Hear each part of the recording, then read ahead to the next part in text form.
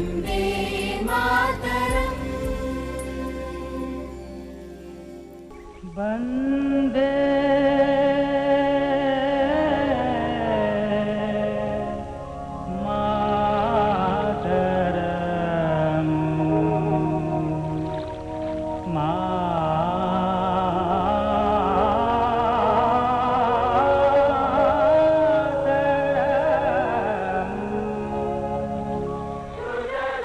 स्वाधीनता संग्राम के दौरान वंदे मातरम गीत केवल एक गीत नहीं था, बल्कि देशभक्ति की भावना का प्रतीक और राष्ट्र जागरण का सबसे लोकप्रिय नारा था।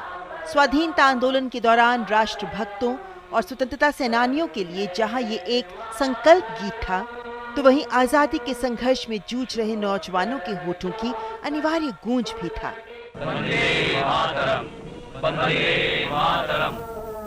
वंदे मातरम गीत के उद्देश्य, महत्व और देशभक्ति की भावना को देखते ही रविंद्रनाथ टैगोर ने पहली बार इसे 1896 में भारतीय राष्ट्रीय कांग्रेस के अधिवेशन में गाया था और इसके बाद तो ये राष्ट्रीय जनमानस के दिलो दिमाग पर छा गया।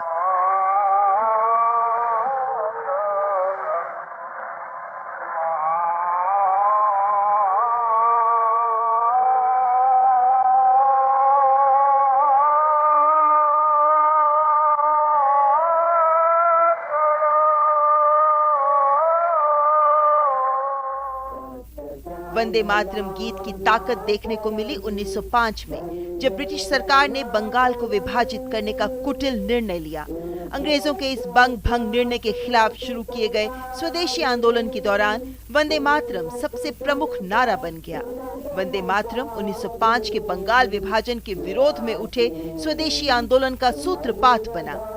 इस गीत ने स्वराज, आत्मशासन और आत्मनिर्भरता की भावना को जन्म दिया, जो 120 वर्ष बाद आज भी उतनी ही प्रासंगिक है जितनी तब थी। वंदे मातरम से प्रेरित होकर अवनींद्रनाथ ठाकुर ने 1905 में भारत माता का प्रसिद्ध चित्र बनाया, जिसने राष्ट्रीय आंदोलन को नई दिशा दी। इस गीत ने भारत को मातृभूमि के रूप में देखने की भावना जगाई, जो यूरोपीय देशों की पितृभूमि की अवधारणा से अलग थी। वंदे मातरम में भारत माता को सन्यासिनी के रूप में दर्शाया गया है, जो अपनी संतान को ज्ञान, अन्न, वस्त्र और धर्म प्रदान करती है। भारत माता का ये चित्रण और वंदे मातरम दोनों मिलकर स्वदेश को भारत की राजनैतिक, सांस्कृतिक और सभ्यगत पहचान के रूप में स्थापित करते हैं। यही नहीं, 20वीं सदी के आरंभ में वंदे मातरम ब्रिटिश आर्थिक नीतियों के विरोध का भी प्रतीक बन गया।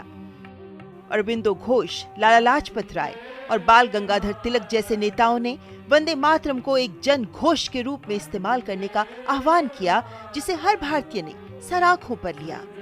दरअसल यूरोपीय देशों की संकीर्ण और बहिष्कारवादी राष्ट्रवाद के विपरीत भारत का राष्ट्रवाद समावेशी और सभ्यतागत है, और वंदे मातरम इसी भारत की अवधारणा को अभिव्यक्त करता है, जहां विविधता में एकता और आध्यात्मिक एकता दोनों निहित हैं। इसीलिए श्री अरबिंदो ने वंदे मातरम को भारत के उत्थान का मंत्र कहा।